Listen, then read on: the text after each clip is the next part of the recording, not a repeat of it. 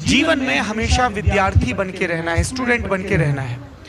Student बनने के लिए क्या करना होगा? सवाल पूछना होगा। सवाल आप तब पूछोगे जब आपको नहीं पता होगा। से भी ज्यादा जरूरी आप में ये स्वीकार करने का साहस होगा कि मुझे नहीं पता है। ये दुनिया का सबसे ताकतवर सेंटेंस है, ये कहना I do not know. Because it takes courage to say that you do not know. It takes humility to say I do not no. लोग हंसे कर रहे हैं, इसको ये नहीं पता। नहीं पता भाई, तभी तो पूछ रहा हूँ। So you always have two choices, that you pretend to be the smartest guy in the room and you stay dumb, or you may appear dumb for a while, but you ask those questions जो हो सकता है किसी को silly लगे, पर at the end of it आपको कुछ नई चीज पता चलेगी। विद्यालय, विश्वविद्यालय हम लोगों को वो curiosity सिखाते हैं कि keep asking, keep learning. So this is how I remember my alma maters, and I'm very grateful कि इन सारे संस्थानों के दरवाजे खुले। एंड आई जस्ट होप कि वो सब लोग जो पढ़ना चाहते हैं उनके लिए ऐसे विद्यालयों और विश्वविद्यालयों के दरवाजे खुले। एक तो वो होते हैं कि डिग्री करनी ही है, हाँ, वो नहीं, पढ़ना चाहते हैं तो यूनिवर्सिटीज के बाहर मेरा बस चले तो मैं एक तख्त टंगवा दूं, ऐसे एक बोर्ड लगा दूं, उन सभी का स्वागत है जो पढ़ना चाहते हैं। हो सकता है आप कभी स्कूल नहीं गए हो, पर आप पढ़ना चाहते हो कि फिलॉसफी में क्या होता है, तो you can come and sit. इतना खुलापन होना चाहिए। हमारी एक मित्र हैं, बम्बई में रहती हैं, एक्टिंग में है, थिएटर में है, वो साइकोलॉजी पढ़ना चाहती हैं, पर उनका ग्रेजुएशन बायोमेडिकल की फील्ड में है। So she try to take admission in one university, couldn't succeed. दूसरे में गई तो वहाँ के वाइस चांसलर ने एक बड़ी दुरुस्त बात कही। उन्होंने कहा कि एज एन एजुकेटर ये मेरी रिस्पॉन्सिबिलिटी है कि सारे नियम कानून इसलिए हो कि जो पढ़ना चाहता है वो पढ़ पाए। एग्जिस्टिंग में नहीं है, give me some time, I will get it changed and I will give you admission. So this intent, तो ये सब चीजें हमारी यूनिवर्सिटी सिखाती हैं। पढ़ने के तरीके भी बहुत बदल रहे हैं। मैं इनफैक्ट रेफर करूंगा आपकी बातों से कि दीपक रमोला एक हमारा मित्र है, आप भी जानते होंगे, वो ह्यूमन से ही पढ़ रहा है। उसका कॉन्सेप्ट ये है कि आप ह्यूमन से सीखिए, उनसे मिलिए और वही आपके विद्यालय हैं। मैं जैसे एक्सटेंड करूँ तो अभी इन्होंने एक प्रश्न पूछने का जो सवाल किया कि आपके अंदर, मैं ये सेशन खत्म करूंगा अभी जब भी, तो आप लोग भी अपने प्रश्न तैयार रखिएगा। इसलिए मैं याद दिलाने के लिए थोड़ा सा ब्रेक लिया। सौरभ, एक पत्रकार, आप चूँकि हिंदी किताब और बाकी भी लैंग्वेज से होते हुए पत्रकार की तरफ बने, पत्रकारिता की तरफ आए, तो एक पत्रकार को साहित्य में कितनी अभिरुचि और क्या रोल है, थोड़ा सा इसके बारे में बेहतर, क्योंकि यहाँ पत्रकार लोग भी कुछ हैं, वो आप थोड़ा दिशा दर्शन समझिए इसे।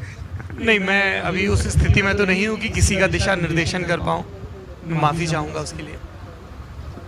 How it worked for me that I can share. एक वर्ड है जो बड़ा टैबू माना जाता है, लस्ट।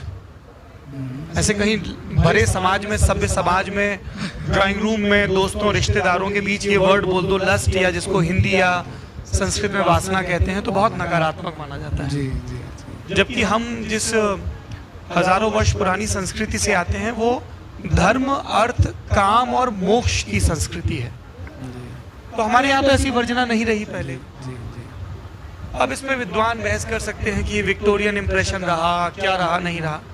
मैं उसमें चूंकि अथॉरिटी नहीं हूं तो मेरा कमेंट करना दुरुस्त नहीं होगा। But I have lust for life, and when you have lust for life, आपको वो सारी चीजें रुचिकर लगती हैं जो जिंदगी में आनंद जोड़ती हैं। अब ये चीजें क्या है? सबसे पहले ये है भोजन। थोड़ी देर पहले मैं एक बहुत अद्भुत थाली खाकर आया हूँ नजदीक के एक रेस्टोरेंट में। थकाली यहाँ की एक ट्राइब है, उनकी थाली। क्या भोजन है साहब। So if you have lust for life you will inquire about it. ये किससे बना है, इसमें कौन से मसाले का इस्तेमाल किया गया है, ये बकव्हीट क्या होता है, ये जो भाजी आई है, जो ये हरा साग है, इसको बनाने का तरीका क्या है। So you have lust for life, you will ask. Curiosity फिर आ गई। Then to ask you need language जी। तो अच्छा, ये गोरखाली इतिहास की एक किताब है युवराज दादा के हाथ में, तो ये किसने लिखी है? ये मैं काठमांडू गेस्ट हाउस के एग्जीबिशन रूम में गया, प्राइवेट एग्जीबिशन रूम है उनका एक, तो वहाँ पे एक किताब रखी हुई है, ये किसने लिखी है, ये ट्रांसलेशन में है, नेपाल पर मुझे और पढ़ना हो तो क्या, और इन सब के लिए और तो कौन सी किताब पढ़ूं, और इन सब के लिए आपको चाहिए भाषा। जी कोई यतीश कुमार किसी सौरभ द्विवेदी से मंच पर बात कर रहे हैं तो इसलिए क्योंकि भाषा है, राइट। हमने जिनको पढ़ा उन्होंने भाषा के जरिए अपने ज्ञान को, अपने अनुभव को शेयर किया। दिल तो जोर से कुत्ते का भी धड़कता होगा ना, बिल्कुल। पर उसने नहीं लिखा कि धक धक करने लगा मेरा जीरा डरने लगा। महसूस उसने भी किया होगा। जी बिल्कुल। हम फूड चार्ट में टॉप में क्यों हैं? क्योंकि हमने अपनी साउंड को कोडिफाई करना सीखा, हमने लैंग्वेज बनाई, उसका ग्रामर बनाया और उसके जरिए पास ऑन किया नॉलेज को। जी जी। अगर आपको ये चीज बहुत कमाल की लगती है कि आप ऐसे स्वर निकाल सकते हैं जो दूसरा समझे, आप बोले कि अभी दुखदुखी मच रही है, अभी गुड़गुड़ाहट हो रही है, अभी सनसनी मच रही है, अभी बहुत कमाल का लग रहा है, अभी नाचने का, झूमने का मन कर रहा है, ये सब आप महसूस कर पा रहे हैं और सामने वाले को बता पा रहे हैं क्योंकि आपके पास भाषा है। भाषा में अगर आपकी रुचि है लस्ट फॉर लाइफ के तहत, तो आप साहित्य पढ़ोगे जी। आप कवियों को पढ़ोगे, इतिहासकारों को पढ़ोगे। सामने यतीन्द्र जी बैठे हैं, वहां बद्री नारायण जी बैठे हैं, सब कमाल के कवि हैं, इन्होंने लिखा जी एक भाषा में, तो आप जान पाए लता जी का जीवन कैसा था या गुलजार साहब का जीवन कैसा था। इसलिए आप पत्रकार हो नहीं हो, साहित्य के प्रति, लिखे हुए कहे गए शब्द के प्रति आपके भीतर भरपूर लालसा होनी चाहिए, बिल्कुल। क्योंकि ये हमारे भीतर के एहसास कमतरी को थोड़ा सा वाह। उसमें दुरुस्तगी लाता है। इसलिए पत्रकारों को खास तौर पर साहित्य खूब पढ़ना चाहिए, बड़ी मौज आती है। एक जीवन में कितने जीवन जी सकते हैं आप अगर आप किताबें पढ़ते हैं। आप कुछ ही मिनटों में सदेह हिंदुस्तान से कोलंबिया जा सकते हैं, लगातार उस कस्बे की बारिश को महसूस करते हुए, केले की खुशबू को महसूस करते हुए उस दुनिया के नागरिक बन सकते हैं जिसे मार्केज ने गढ़ा है। आप उस भयावह अंधेरे से दो चार हो सकते हैं जिसे यूरोप की गलियों में भटकते हुए काफका और कामू ने रचा है। आप उस साइबेरियन ठंड को महसूस कर सकते हैं जिसे महसूसते हुए गोरकी ने माँ लिखा है। आप उज्जैनी में भटकते हुए कालिदास के श्लोकों को अनुभूत कर सकते हैं। जितनी दफा बादलों को देखें उतनी दफा, क्योंकि आप एक भाषा में विचरते हैं, आपने पढ़ना चुना है। आप जब पढ़ते हैं तब आपके हाथ एक जादू लगता है और उस जादू के जरिए आप समय में, देह में दाखिल हो सकते हैं अलग अलग। अमरता और क्या है, यही तो है।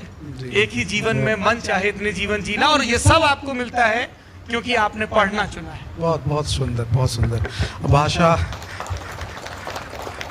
भाषा और साहित्य पे आपने जब बात रखी है तो मैं अगला प्रश्न इससे ही जुड़ा हुआ कहना चाहूँगा। और मैं शायद JLF में एक बार आपने आधी बात कही थी, उसको मैं पूरा आपसे करवाने की कोशिश करूँगा कि इस समय हम फॉर्चुनेट हैं कि उदय प्रकाश जी हमारे साथ हैं, अगल बगल ही हैं कहीं। और आपने उस समय आधी बात रखी थी, पीली छतरी वाली लड़की की बात चल रही थी, और आपकी पत्नी भी शायद सामने हैं, गुंजन जी हैं। हम लोग फॉर्चुनेट हैं। शायद नहीं है, बाकायदा सामने है। देखिए, स्यातवाद एक बड़ा अच्छा दार्शनिक स्कूल है, पर उसे हर जगह लागू नहीं करते हैं। बिल्कुल, हम लोग फॉर्चुनेट हैं कि दोनों साथ में यहाँ पे। तो मैं उस अधूरे प्रश्न को यहाँ आपसे पूछना चाहूँगा कि उदय प्रकाश, उनकी लेखनी, उसका क्या रोल रहा है आपके निजी जीवन। व्यक्तिगत प्रश्न है, फिर भी चूंकि अधूरा आपने छोड़ा था, यहाँ पूरा करने की कोशिश करिए। बहुत सारे लोगों का। उदय जी को जब मैंने पढ़ना शुरू किया तो लगा कि ये भाषा प्रेम के आख्यान रचते हुए कितनी चमत्कारी हो सकती है। ऐसे भी लिखा जा सकता है, कल्पना का कोई और छोर नहीं। जब आप वॉरेन हेस्टिंग्स का सांड या पाल गोमरा का स्कूटर या पीली छतरी वाली लड़की, तेरे 56 तोले की करधन, इतना कमाल काम है, या उनकी आप कविताओं को पढ़ते हैं, और ये हमेशा एक सिलसिले की शुरुआत होती है। जरूरी नहीं कि आप फ्रांसिस फोर्ड कपोला की फिल्म सबसे पहले ही देख लें, हो सकता है आप गोविंदा की फिल्म से शुरू करें और फिर वहां तक की जर्नी तय करें। तो गोविंदा का भी योगदान है और फ्रांसिस फोर्ड कपोला का भी योगदान है। उदय प्रकाश जी को पढ़ा, बहुत कमाल का लिखते हैं, और उसके बाद एक रास्ता सा खुल गया। और मास्टर्स की पढ़ाई भी हिंदी लिटरेचर में की है, तो मुझे लिटरेचर की बाकी चीज़ें समझ में नहीं आती थी। पास होने भर का काम कर लेते थे। तो अगर आप मुझसे, एंड इसमें मुझे कोई गर्व नहीं है, but this is how it is, Sanskrit poetics के बारे में पूछेंगे, थिएटर के बारे में पूछेंगे, काव्य शास्त्र के बारे में पूछेंगे, तो मैं ज़्यादा नहीं बता पाऊंगा। मुझे लगता था कि लिटरेचर पढ़ने का मतलब होता है कहानियाँ और उपन्यास पढ़ना। तो जेएनयू में एक बार में आप 6 किताबें इशू करवा सकते हो, 6 कार्ड होते हैं लाइब्रेरी के। तो अपने नाम जाते थे, 6 उपन्यास इशू करवा के रूम में बैठे रहते थे, तो 6 पढ़ लेते थे, फिर 6 ले आते थे। तो इन सब साहित्यकारों ने बहुत संवारा है जीवन को और अभी भी संवार रहे हैं। सिरहाने कभी मोबाइल फ़ोन हो ना हो काम चल जाता है, पानी की बोतल हो ना हो काम चल जाता है, एक किताब ज़रूर होनी चाहिए। तो सिलसिला चल रहा है। देखिए, आप एक विरल पाठक हैं, विरल वक्ता हैं, पत्रकार तो जो हैं सब पूरी दुनिया देख रही है, लेकिन मैं ये जानना चाहूँगा कि आपके अंदर का लेखक अभी क्या क्या कर रहा है, क्योंकि आपकी जी शुरुआत। मैं लेखक नहीं हूँ, मैं माफ़ी चाहता हूँ। और मैं मेरे अंदर हमेशा विस्मय रहता है जब भी मुझे किसी साहित्यिक आयोजन में बतौर वक्ता बुलाया जाता है। I do not deserve to sit on this stage, and I'm not saying this under any fake humility. ये कोई नकली भोंडा तालियां बटोरने के लिए प्रदर्शन नहीं है विनम्रता का। और मेरी पत्नी तो कहती भी है कि अभी तुमको विनम्र होने के लिए बहुत सीखना जरूरी है। पर क्योंकि एक साहित्य का मंच है, हमने अपनी जिंदगी में किताब पर अपना नाम लिखने के अलावा कुछ नहीं लिखा है, पर बुला लिया जाता है और हम पशुपति महादेव के दर्शन के लोभ में आ भी जाते हैं। तो मेरी लेखनी क्या कर रही मुझे नहीं पता सर। मैं तो रिपोर्टिंग करता हूँ, थोड़ी बहुत इंटरव्यूज, थोड़े बहुत सीखने की कोशिश कर रहा हूँ करने की। चलिए, मैं लिखना है कुछ। मैं गुजारिश कर सकता हूँ कि आप, क्योंकि आपको ऐसा क्यों लगता है कि मैं लिख सकता हूँ? मैं वहीं पे आ रहा हूँ, क्योंकि होता क्या है ना कि हम लेखक सारे लोग सोचते हैं कि हम अपने बारे में भी या अपनी जीवनी भी, जो भी यात्रा रही है उसको सबसे अंत में लिखते हैं। शायद मुझे लगता है कि उस समय तक स्मृति उतना साथ नहीं देती ईमानदारी के साथ, तो इसलिए मैं ये गुजारिश कर रहा हूँ कि थोड़ा थोड़ा अपने बारे में लिखना तो बहुत मुश्किल काम है, बहुत नहीं मुश्किल नहीं, गैर जरूरी काम है। जिस तरह का हमारा जीवन है, महान लोग अपने बारे में लिखें अगर ईमानदारी से लिख सकते हो तो, जो कि लगभग असंभव है। झूठ लिखें तो फिर क्या ही रहने ही दें। दीमकों के लिए पर्याप्त आहार दुनिया में पहले से ही है, उसे बढ़ाने की आवश्यकता है नहीं। तो अपने बारे में क्या लिखें? कभी लिखेंगे तो उन कमाल के लोगों के बारे में लिखेंगे, उन कमाल की घटनाओं के बारे में लिखेंगे जिनसे 2-4 होने का मौका मिला। बिल्कुल है ना मेरा कि जी वही कि जैसे यतीन भाई सामने बैठे हैं, आप कभी इनसे राम की अवधि परंपरा के बारे में इनके घर राज सदन में या सरयू के किनारे वॉक करते हुए बात करें और ये जो बताएं उसको आप लिखें। भाई बड़े लोगों के बारे में लिखा जाए ना। अपन देखिए ऐसा है, डाकिया चिट्ठी नहीं लिखता है, वो सिर्फ आप तक चिट्ठी पहुंचा देता है। अपना रोल डाकिए का है सर। चलिए मान गए। अब थोड़ा सा साहित्य से हटते हैं। ये बताइए कि दिल्ली में दाखिल होना कैसा रहा सफर, कितना मुश्किल रहा? बहुत मौज। मुश्किल सबको होती है सर। जी जी, है ना। और नहीं, जो दिखती नहीं वही तो जानना चाहता है आदमी। बहुत जीवन का सफर बहुत सीखने वाला और आनंद वाला रहा। मुश्किलें तो थोड़ी बहुत सब पे आती है, उसको क्या ही ग्लोरीफाई करना है। कभी फुटपाथ पे नहीं सोना पड़ा जी, 2 दिन से ज्यादा कभी भूखा नहीं रहना पड़ा। तो ये सब बहुत लोगों ने किया है सर, मतलब कोई बड़ी चीज नहीं है। आप तो उन अवसरों को देखिए जो आपको मिले, किसी और को मिल सकते थे, पता नहीं किस संयोग के तहत। बहुत सारे लोगों ने आपसे प्रेम करना, आपको अपना आशीर्वाद देना, आपको अपनी संगत देना चुना, तो उसकी मौज है, उसका आनंद है। प्रोफेसर से, डॉक्टर से, ब्यूरोक्रेट से, कवियों से, लेखकों से मुलाकात होती है। जैसे यहाँ आया हूँ तो अभी बहुत उत्साहित हूँ कि ये प्रांगण जहाँ, ये होटल जहाँ पे है, वहाँ पे पास में ही कृष्ण का मंदिर है एक पास में, पाटन में है ना हम लोग, तो उसको देखने का चाव है, विस्मय होगा। कल वो मोनेस्ट्री गया, क्या कमाल की, और उसमें आंख बनी हुई है ऊपर चारों दिशाओं में। आप कहीं भी घूमे तो वो आपको निहारती सी महसूस होती है। तो ये विस्मय का बखान है जो चल रहा है।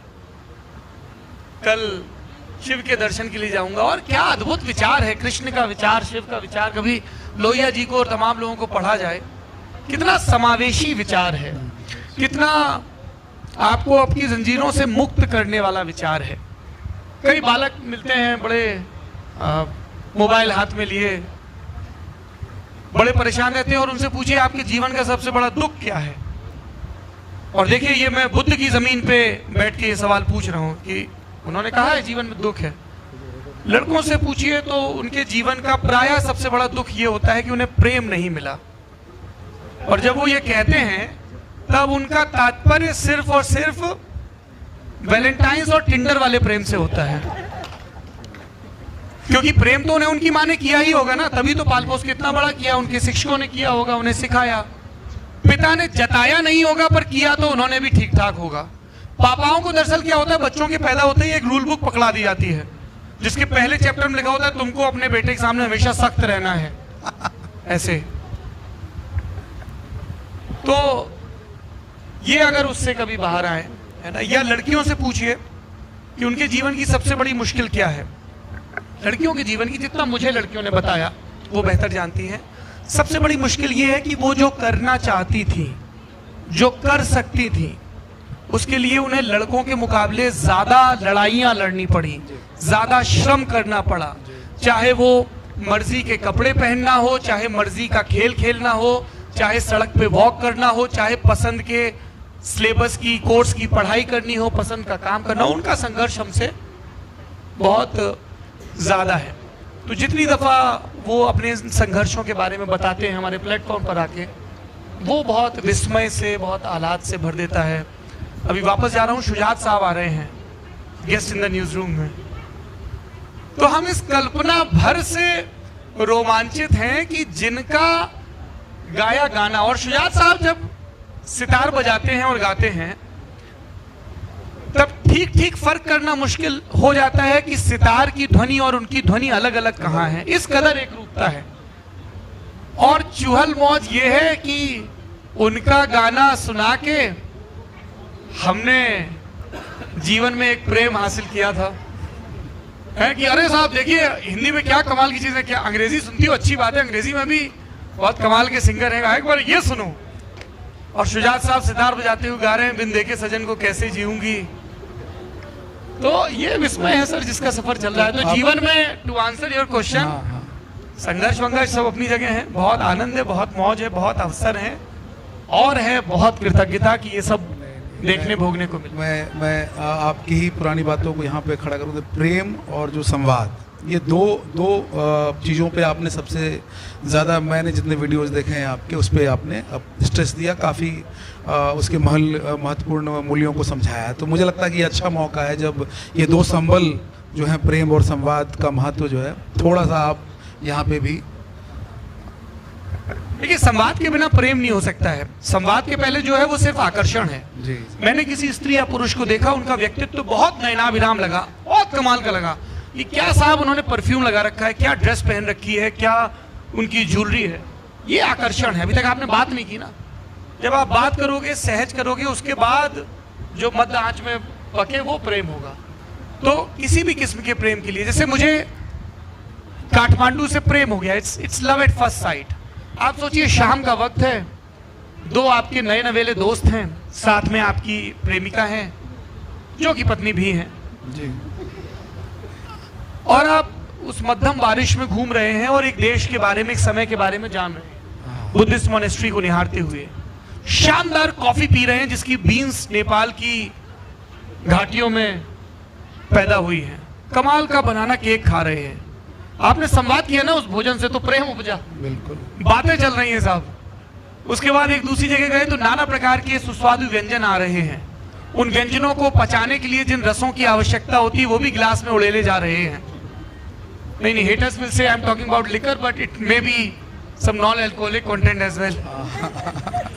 तो ये प्रेम ही तो है ना साहब। आप भोजन से, व्यक्तियों से संवाद कर रहे हो, इसलिए if you really think that you are in love with somebody, please go and talk to them. And for that you have to work on your biases. क्योंकि अगर किसी के आते ही आपने कर लिया कि अच्छा इन्होंने तो पाम ट्री के प्रिंट वाली शर्ट पहनी है तो ये ऐसे होंगे, इन्होंने लेदर शूज पहने हैं तो ये वैसे होंगे, अच्छा ये बच्चा तो ड्राइंग कर रहा है तो ये ऐसा होगा, कनिष्क, उसके बगल में उसकी बहन बैठी है, उसने पिंक शर्ट पहनी, टी शर्ट तो वो वैसी होगी, उनके बगल में मैम बैठी है, उन्होंने हाथ पे टैटू बनवाया। ये आपके बायसेस हैं जो आप सिर्फ ऑब्जर्व करके बना रहे हो। जी।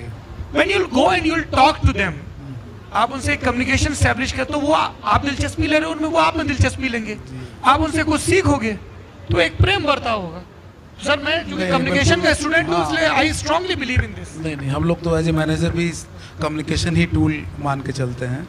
और जब इन जीवन मूल्यों की बात चल रही है तो मैं फिर आपके ही शब्दों से बढ़ूंगा आगे कि माँ से आपने कल्पना सीखी और टीचर से यकीन करना, पत्नी से प्रेम का मतलब अर्थ, और दोस्तों से दोस्ती। पत्नी से मैंने अनुशासन सीखा। अनुशासन सीखा, ठीक है। लेकिन चलिए प्रेम का ताली आप लोग इसी नाम बात पे। तो मैं युवाओं के लिए और जो वैल्यूज हैं इन चार के इतर, मैं चाहूँगा कि थोड़ा सा प्रकाश उस पर डालें कि ये चार तो आपने हर जगह बात की है। सर ये बहुत लोडेड सवाल है।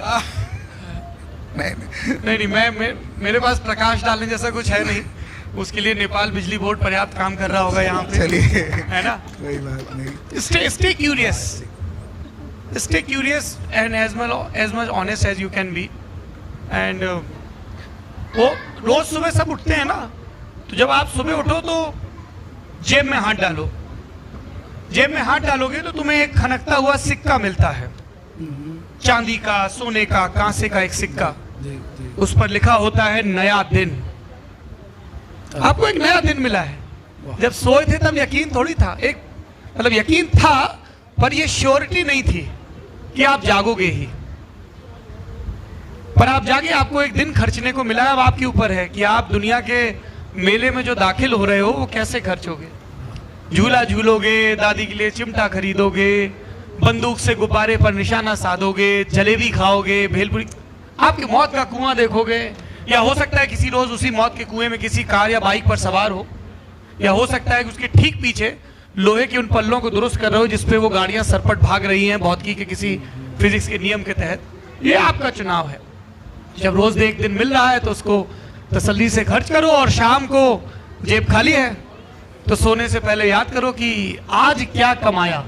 और कमाया से तात्पर्य ये नहीं पैसे कितने कमाए, क्या तजुर्बा कमाया, आज वही असली अपने खलीते में नया क्या डाला। ये कोई सुंदर शेर हो सकता है किसी का लिखा हुआ, कोई विजुअल हो सकता है, कोई स्वाद हो सकता है, कोई गंध हो सकती है, कोई स्मृति हो सकती है, कुछ भी हो सकता है। बहुत बुनियादी सी चीज हो सकती है कि साहब आज जिंदगी में पहली बार कत्थई आभा लिए चंपा का एक फूल देखा, सफेद देखा था, पीला देखा था, लेवेंडर देखा था। क्या कमाल, कितनी अद्भुत चीज है ये कि प्रकृति ने यूं भी रंग छिटकना चुना। इसलिए मैं कह रहा हूं विस्मय रहना चाहिए। नहीं बिल्कुल। चलिए थोड़ा सा पैटर्न चेंज करते हैं कि पत्रकारिता की इस यात्रा में आपको ऐसे कौन से बदलाव दिखे जिसकी कल्पना आपने नहीं की थी। सर मैं कल्पनाओं के मामले में बहुत कपोड़ी आदमी हूँ, मैं बहुत कल्पनाएं करता हूँ, तो ये सब कल्पित ही है और बहुत अद्भुत है। पत्रकारिता पर कभी बात करेंगे। आज मैं छोड़िए, मैं नहीं पत्रकार, मतलब सैटरडे छुट्टी का दिन है, थोड़ा तो पत्रकारिता से मुक्ति बहुत जल्दी मैं ओपन करने वाला हूँ लोगों के लिए। लेकिन चलिए वापस आते हैं कि आप हमेशा, मैंने देखा है आपको कि अच्छे किताबों की पढ़ने की सलाहियत देते हैं और अच्छी किताबों का नाम भी सुझाव करते हैं हमेशा। तो मुझे याद है मानव कौल की तितली के बारे में आपने एक बार जिक्र किया था कि उसमें कितने सारे संदर्भ हैं, और अगर आप एक किताब से जाएं तो कितने सारे किताबों को जान पाएं या लोगों को जान पाएं। तो आज का युवा वर्ग या सारे लोग, आप कम से कम 3 या 4 ऐसी किताबें बताएं जो ज़रूरी किताबें हैं जीवन के लिए। That's totally your selection. I cannot tell you. There's no magic. आपका सजेशन सिर्फ मांग है, बाकी तो डिसाइड तो वही करेंगे जिन्हें करना है। ये बहुत मुश्किल सवाल है सर। अरे आप मतलब कैसे 3-4 किताबें बताई जा सके। महाभारत जरूर पढ़िए, सभी खंड, जो भंडारकर से पब्लिश है, पर वो शायद आप लोगों को पढ़ने में दिक्कत आए क्योंकि वो संस्कृत में है। 30 एक खंड है उसके, 30-32। अद्भुत किताब है सर महाभारत। बिल्कुल। मतलब भारतीय विचार, ये बड़ा सर, ये तो सवाल, सिर्फ इसी सवाल पे पूरे दिन बात हो सकती है, फिर भी पूरा नहीं होगा। उपनिषदों को पढ़िए, मध्यकाल में इतने संस्कृत के कमाल के ग्रंथ लिखे गए हैं, उनको पढ़िए। जैसे स्वप्न वासव दत्ता, क्या सुंदर किताब है। मृच्छकटिकम, मध्यकाल के कवियों को पढ़िए, कबीर, तुलसी, सूर। रीतिकाल के कवियों को पढ़िए, और फिर चंद्रधर शर्मा गुलेरी से जो कहानियों की परंपरा हिंदुस्तानी में शुरू हुई है, क्या सुंदर प्रेम कहानी है उसने कहा था। ऐसे लगता है कि जैसे गुलेरी जी ने एक बायोस्कोप खोल दिया हो आपके सामने, और आप अमृतसर की उन गलियों में हो और इक्के वालों की आवाज आ रही है, और आप एक हलवाई की दुकान के सामने खड़े हो और सामने वो लड़की खड़ी है सलमा सितारे बूटे वाला शालू ओढ़े और धत्त कहने ही वाली है। ये सब साहित्य का जोग है। अब चलिए, ये कितने नाम हैं, राही मासूम रजा, विनोद कुमार शुक्ल, निर्मल वर्मा, अज्ञे, मुक्तिबोध, बहुत बड़ी परंपरा है सर हमारे यहाँ साहित्य की। और फिर दुनिया भर का साहित्य, मार्केस को आप पढ़िए तो इंडिया टुडे, चिनुआ अचीवे को पढ़िए तो ये मुझे मेरे पास कसम से, भगवान कसम, इस सवाल का जवाब नहीं होता है कि क्या पढ़ें, जो हाथ में लग जाए, जो रुचि का हो वो पढ़ डालें। जब दर्शक, मैं इस बात को पूछा था क्योंकि मैंने आपको देखा है सलाहियत देते हुए, और लोग आपको फॉलो करते हैं। हम भाई साहब बस वो बता देते हैं जो हम इन दिनों पढ़ रहे हैं। जैसे अभी रुचिर शर्मा की एक किताब आई है, कैपिटलिज्म के फेल होने पे, बहुत कमाल की किताब है, 16 अध्यायों में विभक्त है, 289 पेज की किताब है, पर जरूर पढ़नी चाहिए। ये किताब है जो अभी एक मार्केस की किताब है, स्कैंडल ऑफ द सेंचुरी, उनके पत्रकारिता के आर्टिकल्स का एक कलेक्शन है, बड़ा खूबसूरत सा, वो है जो अभी पढ़ी है। गुलजार साहब की एक मराठी में किताब छपी थी, वो मराठी मैगजीन के लिए कॉलम लिखा करते थे, वो अंग्रेजी में उसका अनुवाद हमारे हाथ लगा है, जिसमें उन्होंने कई नामचीन लोगों से जुड़े संस्मरण बताए कि कैसे वो सत्यजीत रे के पीछे पड़े हुए थे कि साथ में काम करना है। एक रोज तो वो पहुंच ही गए जब उन्हें खबर लगी कि शतरंज के खिलाड़ी हिंदी में भी बन रही है, और उन्होंने कहा कि मैं इसके डायलॉग लिखना चाहूंगा, तो उन्होंने कहा नहीं, वो काम तो अमुक व्यक्ति को दे दिया है। ऐसे संस्मरण है। उस खंड का जिक्र तो यतीन्द्र भाई की किताब में हाँ, है। उसमें चूंकि मैंने वो बायोग्राफी बहुत कमाल की लिखी है। यतीन जी सामने बैठे हैं, इसलिए मैं थोड़ा सा इनकी तारीफ से बच रहा हूं, पर ये बहुत ही कमाल बात ये है कि, और इस बात में थोड़ी सी मेलनकली भी है, थोड़ा सा शोक भी है, हिंदी में अच्छी बायोग्राफीज नहीं लिखी जाती हैं। हिंदी वाले इंतजार करते हैं कि अंग्रेजी में लिख दी जाएंगी, उसका ट्रांसलेशन कर लेंगे। पता नहीं पब्लिशर्स, एक्सेस, इंटेंट क्या है। पर यतीन्द्र मिश्र वो व्यक्ति हैं जिन्होंने मूलतः हिंदी में इतने विस्तार से जीवनियां लिखी हैं एक से, और उसको पढ़ के आपको ये समझ में आता है कि ये ऐसे ऑफ द कफ नहीं लिख दी गई, उसके क्रॉस रेफरेंसेस हैं। बिल्कुल, बिस्मिल्लाह खां। पर एक समस्या है यतीन्द्र मिश्र की लिखी बायोग्राफीज को पढ़ने में, बड़ी समस्या है। जब आप इनकी लिखी दिलीप साहब की, लता जी की और गुलजार साहब की, सोनल मानसिंह की, उस्ताद बिस्मिल्लाह खां साहब की बायोग्राफीज पढ़ते हैं तो आपको फोन रखना पड़ता है, पर फोन चेक नहीं करना पड़ता है, या लैपटॉप लेके बैठना पड़ता है, क्योंकि उसमें रेफरेंसेस हैं बहुत सारे। उन्होंने कहा कि साहब ये गाना बहुत सारे, अब आप पढ़ रहे हो तो आपको ये होता है कि यार अब ये गाना जब तक सुनेंगे नहीं तब तक ये गिरह खुलेगी नहीं। कि अगर वो कह रहे हैं कि साहब बंदनी के लिए लिखा था ना पहला गाना गुलजार साहब ने, मेरा गोरा अंग ले ले, अब आप जब वो गाना सुनो तब उस पन्ने से आगे बढ़ो, तो वो बहुत श्रम साध्य, समय साध्य काम है, पर उसका हासिल बहुत गजब का होता है। तो लल्लन टॉप के प्रधान संपादक और इंडिया टुडे के प्रधान संपादक से अब ये अंतिम प्रश्न है कि आप आगे, मैं इंडिया टुडे का नहीं, इंडिया टुडे हिंदी का संपादक, हिंदी ठीक, और आगे क्या है लल्लन टॉप, अभी किस तरफ बढ़ रहा है, क्या भारत से बाहर भी क्या प्लान कर रहे हैं? मैं बस 119 देश हैं जहां पर हिंदी समझने वाले लोग लल्लन टॉप को देखते हैं, पढ़ते हैं, सुनते हैं, सीख रहे हैं सर। अभी कोई पता नहीं है, मतलब देख लिया आप मेरे सारे प्रश्नों का गोला मार रहे हैं। नहीं, गोला नहीं मार रहे सर। इसका मतलब जो सीनियर जर्नलिस्ट हैं वो शायद बेहतर जवाब दे पाए। मैं अभी सीख रहा हूँ सर। मैं अभी भी अपनी पत्नी से कह देता हूँ कि तुम्हें पता है मैं बड़े होके ये करूंगा।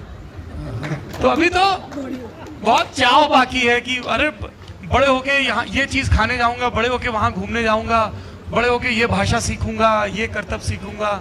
सीख रहे हैं सर, अभी मौज आ रही है बहुत, और लोगों को भी मौज आती रहे ये सुनिश्चित करेंगे। ज्ञान को सरल और रोचक बनाएं, ज्ञान का लोकतंत्रीकरण करें, ऐसे चाह रहे थे ना, थोड़ा सा formulise. So we want to democratise knowledge. हम चाहते हैं कि आप नॉम चॉम्स्की को पढ़ते हुए डरे नहीं। क्या बात, दादाजी हैं, एक अलग कालखंड में पैदा हुए हैं, MIT में पढ़ाते हैं, कमाल के हैं। एक वो भी दादाजी कमाल के हैं जो अभी अभी गाय की सानी करके आए हैं। ऐसी समझ आ जाए कि दोनों दादाजी जो हैं या वो दादी हैं जो संस्कृत के किसी पुराने ग्रंथ का भाष्य लिख रही हैं और कोई लोकगीत गुनगुना रही हैं अवधी या बुंदेली में, ये करते हुए। तो जब हम अपने पूर्वजों से ज्ञान के स्रोतों से मिलें तो बहुत ह्यूमिलिटी के साथ मिलें, क्योंकि सबके पास ज्ञान है।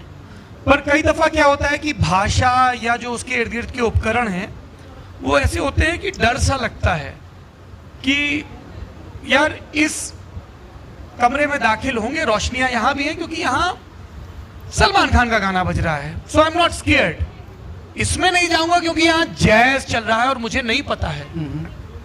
यहां जाऊंगा क्योंकि यहां बीथोवन की सिम्फनी है, पर यहां नहीं जाऊंगा क्योंकि यहां ब्लूज है, यू नो, या सम कंट्री म्यूजिक है। तो वो जो डर है, वो डर किस चीज से आता है? अव्वल तो अज्ञानता से आता है, पर वो अज्ञानता का डर नहीं होता है। अज्ञानता के चलते जो हमारे अंदर भय पैदा होता है, अरे साहब ये नहीं पता है तो मैं कैसे दाखिल हूं, वो भय से मुक्त होना। ये पत्रकारों का काम है कि वो लोगों को निर्भय बनाते रहें, अभय बनाते रहें, उन्हें बताते रहें कि शक्ति के सब केंद्रों से सवाल पूछे जा सकते हैं और किसी भी किस्म के ज्ञान के लिए अपने तय कोशिश की जा सकती है, और हम इसका एक जरिया बनेंगे। ठीक है, आपने दुनिया की कमाल की फिल्में नहीं देखी, कोई बात नहीं, इस बार से शुरू करते हैं। चलिए, पहली फिल्म है स्कॉर्सेज़ी की how to kill a flower moon. ये इस बारे में फिल्म है, अमुक प्लेटफॉर्म पर उपलब्ध है, सबटाइटल भी है, पढ़िए, बताइए कैसा लगा।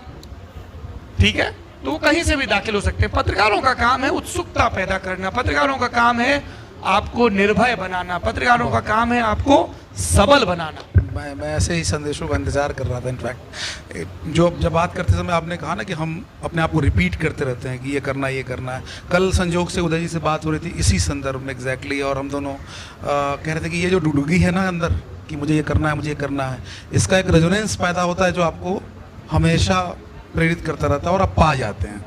एक क्यूरियोसिटी होती है खास करके guest in the news room देखते हुए, क्योंकि एक लेखक जब बायोग्राफी भी करता है तो बहुत सारा रिकॉर्डेड वर्जन, बहुत सारी बातें अवान्तर प्रसंग छोड़ देता है।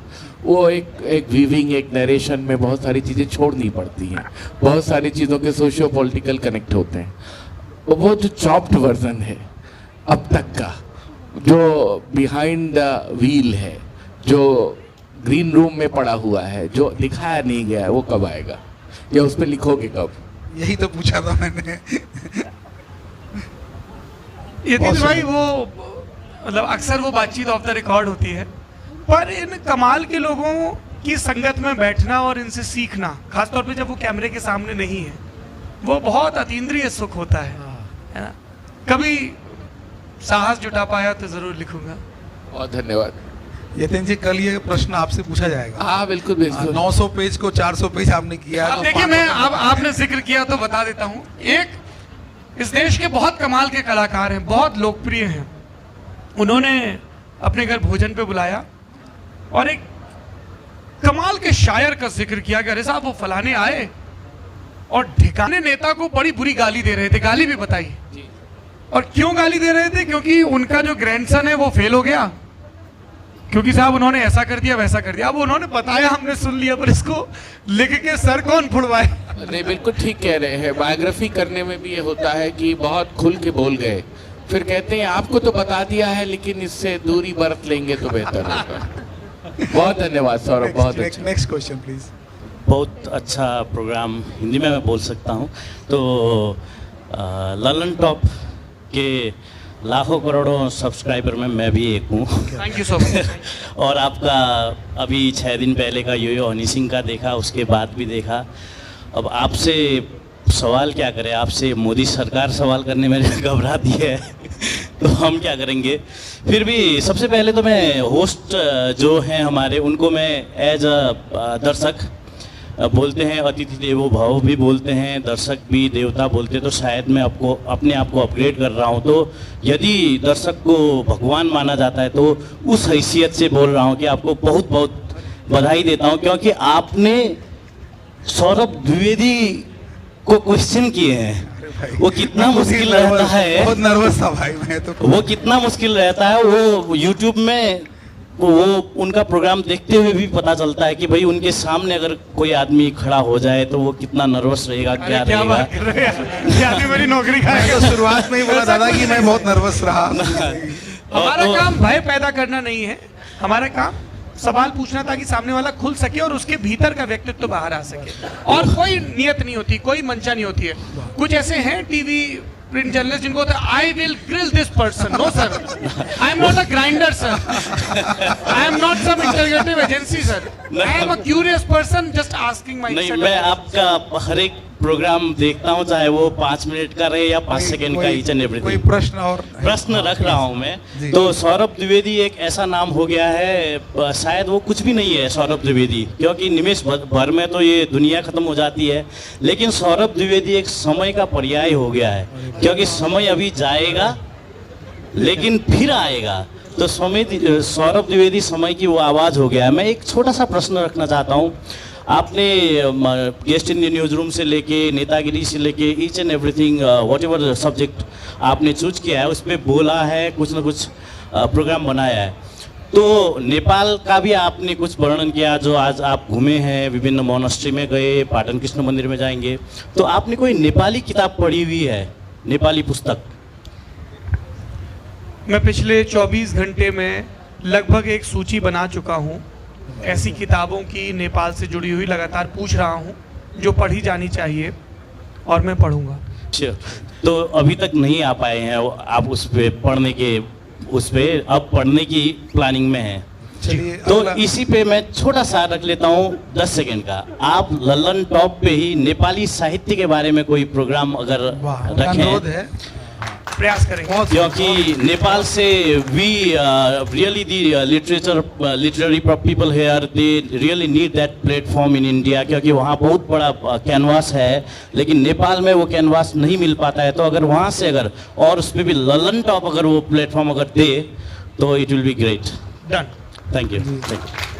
वहाँ नमस्कार, मेरा नाम सरिता तिवारी है। मेरी एक किताब है, हिंदी में ट्रांसलेट हुई है, सवालों का कारखाना, दिल्ली में खोजिएगा वो मिल जाएगा। आपको पढ़ने के लिए रिक्वेस्ट कर रही हूँ। और सौरभ द्विवेदी यहाँ हैं और वर्तमान की आलोचनात्मक चेतना की बात नहीं हुई तो ये अधूरा हो जाएगा। इसीलिए इस पर द ललन टॉप की एक रेगुलर दर्शक होने के नाते मैं आपसे इस मंच से इंडिया और नेपाल की आलोचनात्मक चेतना, क्रिटिकल सेंस पर आपकी कुछ बातें सुनना चाहती हूँ। धन्यवाद। Ma'am, you have asked a very good question, but I am not the right person to answer that.